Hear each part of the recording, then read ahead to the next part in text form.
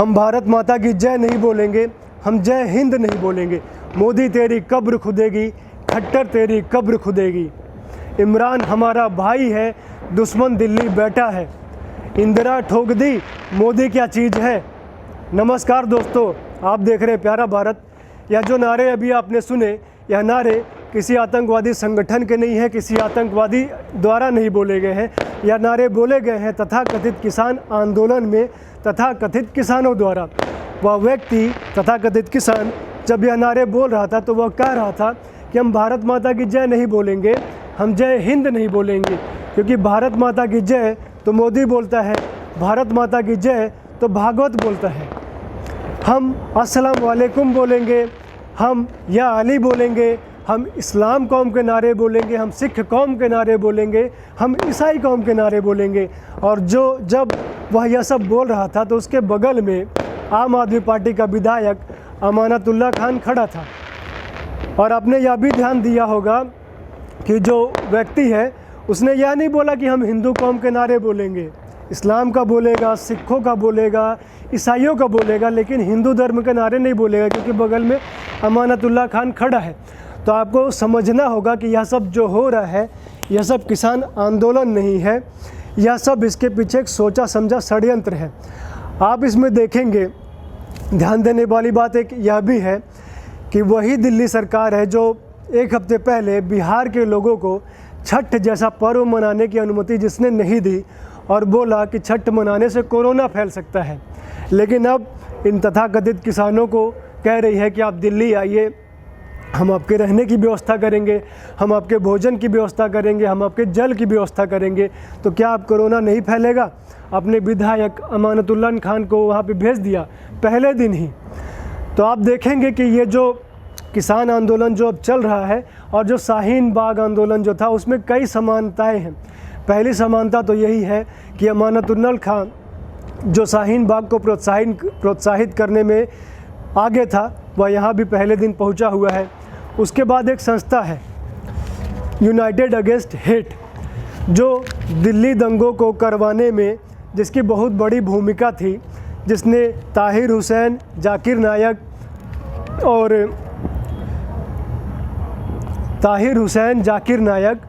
और भी कई उमर खालिद जैसे आतंकवादियों के साथ मिलकर दिल्ली को दंगों को करवाया। वही यूनाइटेड अगेंस्ट हेट नामक संस्था जो है इस आंदोलन को अपना समर्थन दे रही है। दिल्ली के 25 मस्जिदों के साथ मिलकर इस आंदोलन के लिए वह भोजन और रहने की व्यवस्था कर रही है। तो आप इसे समझ सकते हैं कि किस तरह की संस्था है ये। जो यूनाइटेड अगेंस्ट हेट संस्था है, इसका संस्थापक है खालिद सैफी, जो दिल्ली दंगों में जो बढ़ चढ़ के जिसने पार्टिसिपेट किया था, उसमें भाग लिया था। उसके बाद शाहीन बाग के साथ इसकी एक और सिमिलरिटी, एक और समानता है कि जिस तरह से हमने शाहीन बाग में देखा था कि जो नचनिए गवनिए हैं, जो हीरोइन हैं, वह शाहीन बाग में अपना समर्थन दे रहे थे। जो एंटी CAA आंदोलन था उसमें अपना समर्थन दे रहे थे, जबकि किसी ने भी CAA बिल को पढ़ा नहीं होगा, किसी को पता नहीं होगा कि उस बिल में क्या था, लेकिन सब उसका विरोध कर रहे थे। उसी तरह ये जो कृषि बिल आया है, फार्मर बिल आया है, एग्रीकल्चर बिल आया है, उसको किसी ने पढ़ा नहीं है, लेकिन सब किसानों के समर्थन में, तथाकथित किसानों के समर्थन में है। कौन कौन समर्थन में? वही जो तथाकथित अपने आप को बुद्धिजीवी बनते हैं और जो बी ग्रेड के एक्टर्स हैं, जैसे स्वरा भास्कर, ऋचा चड्ढा, ये लोग उसका समर्थन कर रहे हैं। फिर पंजाब के एक प्रसिद्ध गायक है बब्बू मान, वह भी समर्थन कर रहे हैं। कल मैं इंस्टाग्राम पे गुरु रंधावा जी का इंस्टाग्राम देख रहा था, वह भी किसानों के समर्थन में है। तो इस तरह से कई लोग इसका समर्थन कर रहे हैं। और आपने एक वीडियो देखा होगा, सोशल मीडिया पे अभी वायरल हो रहा है, कि एक लोकल गायक है दीप संधू, वह कह रहे हैं कि यह जो आंदोलन है यह एक क्रांति है, यह साउथ एशिया के भूगोल को बदल देगा। तो दीप संधू को बरखा रानी ने अपने मोजो चैनल पे बुलाया, उनका इंटरव्यू लिया। तो दीप संधू जो कह रहे हैं, वह भिंडरवाला को आतंकवादी मानने को तैयार नहीं है। भिंडरवाला कौन था? भिंडरवाला एक आतंकवादी था जिसने खालिस्तान आंदोलन को जन्म दिया, खालिस्तान आंदोलन को पाला पोसा। यह भिंडरवाला वही आतंकवादी था जिसने पंजाब केसरी के एक एडिटर की हत्या कर दी, जिसने पंजाब पुलिस के DIG की हत्या की, जिसने कई सैकड़ों हिंदुओं को मार डाला।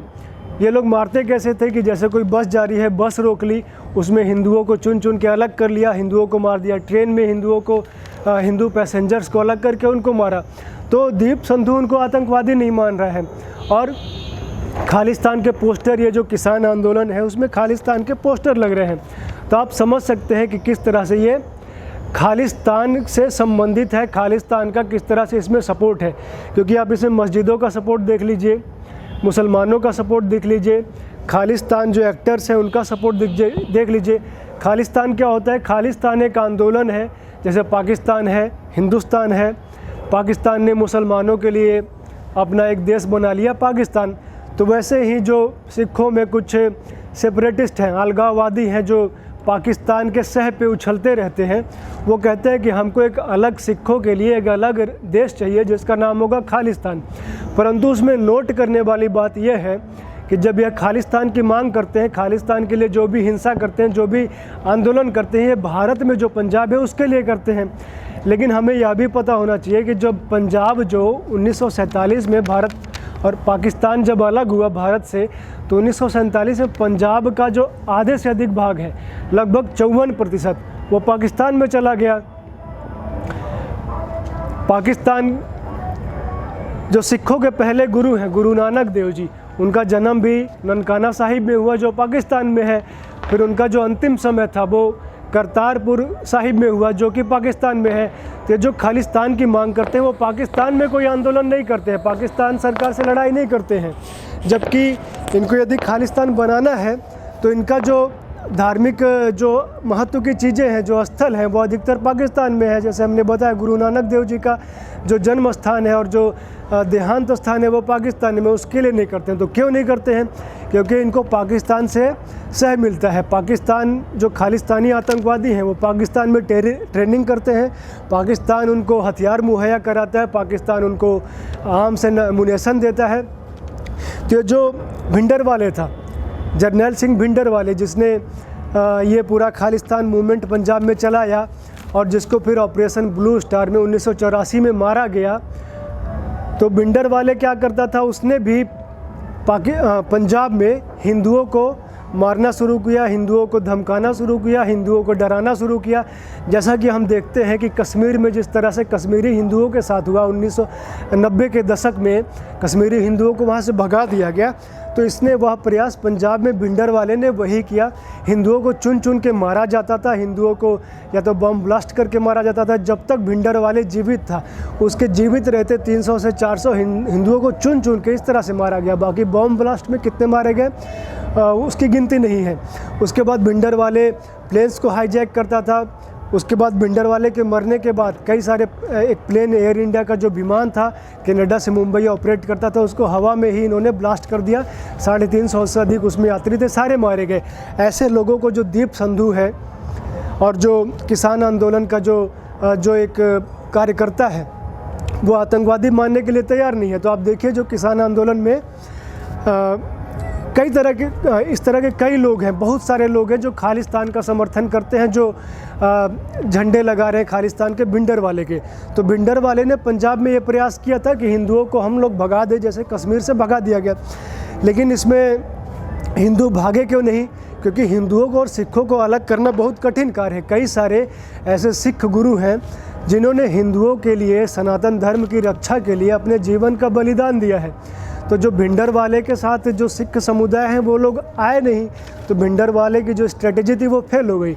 और यह भी ध्यान देना कि सिखों को और मुसलमानों को हम एक ही तराजू में नहीं तोल सकते हैं।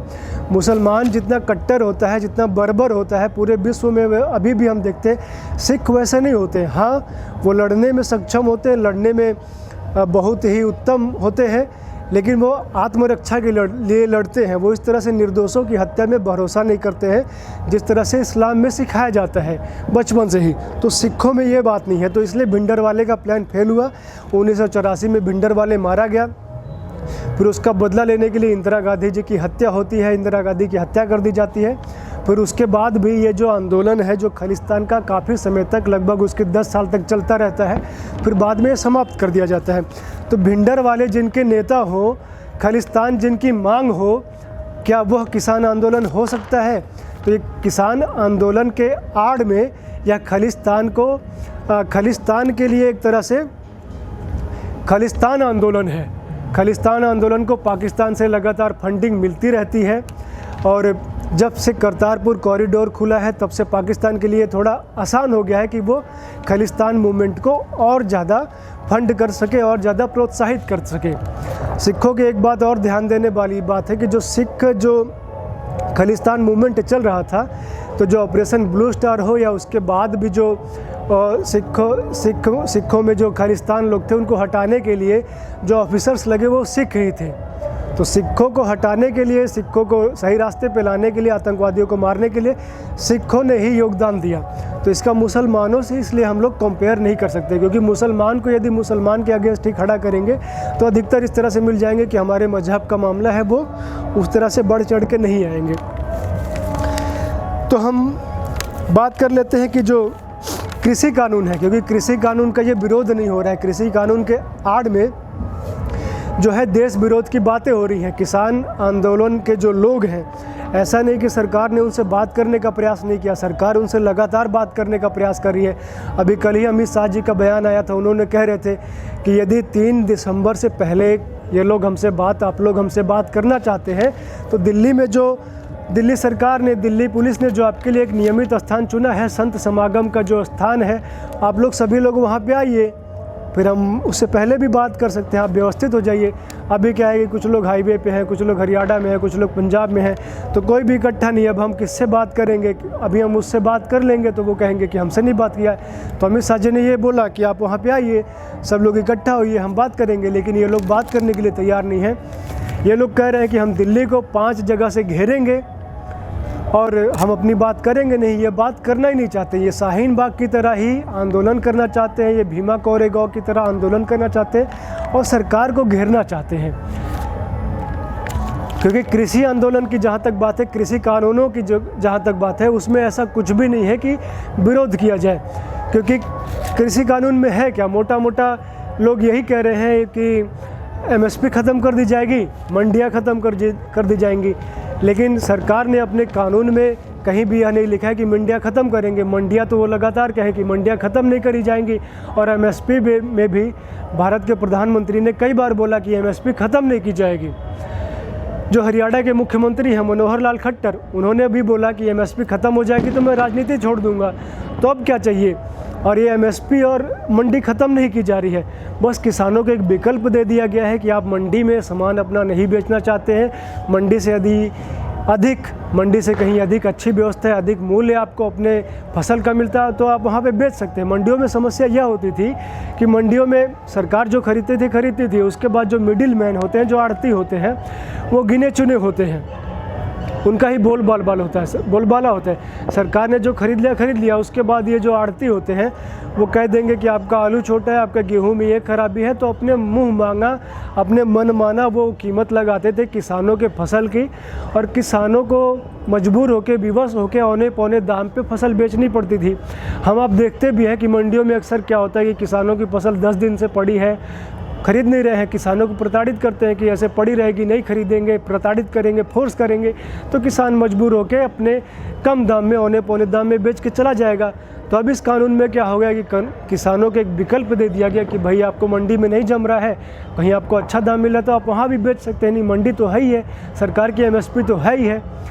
और हम सब यह भी जानते हैं कि मंडी में बहुत कम किसान ही अपना सामान बेचते हैं। भारत में 10-15% किसान ही मंडी में जाके डायरेक्ट अपना सामान बेचते हैं।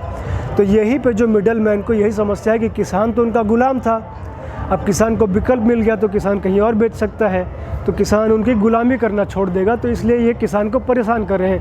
हरियाणा पंजाब में ये लोग क्या कर रहे हैं कि मंडियों में ये लोग सामान ही नहीं खरीद रहे हैं किसान का, और कह रहे हैं कि सरकार ने हमको सामान खरीदने से, फसल खरीदने से मना कर दिया है। लेकिन सरकार ने तो मना नहीं किया था, सरकार ने तो ये बोला कि मंडियों में आप बेचिए, फिर कहीं और भी बेचना चाहे तो बेचिए। लेकिन अब ये खरीद नहीं रहे। अब किसानों को रातों रात तो कोई प्राइवेट खरीदार मिलेगा नहीं, तो किसान की जो फसल है पड़ी हुई है, तो कई सारे किसान जो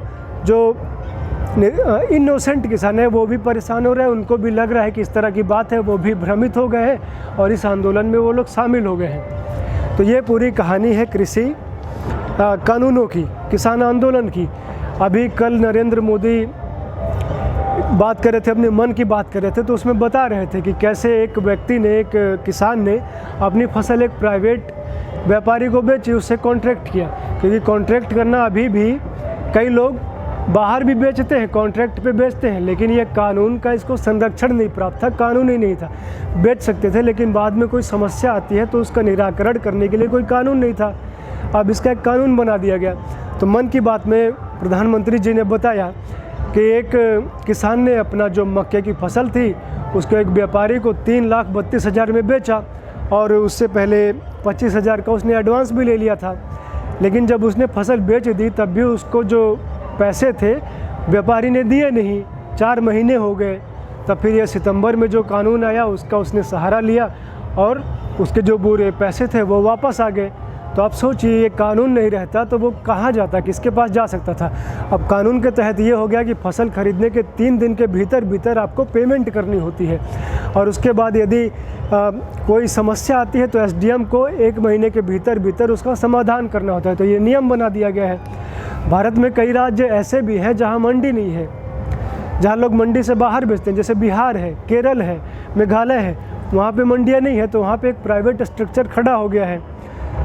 लेकिन जो आड़ती हैं, जो मिडिल मैन हैं, वो नहीं चाहते कि किसान उनकी गुलामी से छूटे, तो इसलिए वो इसका विरोध कर रहे हैं। कांग्रेस उसको सह दे रही है, विपक्षी पार्टियां, योगेंद्र यादव, वामपंथी उसको सहयोग दे रहे हैं, और खालिस्तान मूवमेंट इसी बहाने फल फूल रहा है। तो एक किसान आंदोलन नहीं है, ये सरकार के लिए एक चुनौती है। सरकार को इससे निपटने के लिए जल्द से जल्द कोई व्यवस्था करनी पड़ेगी।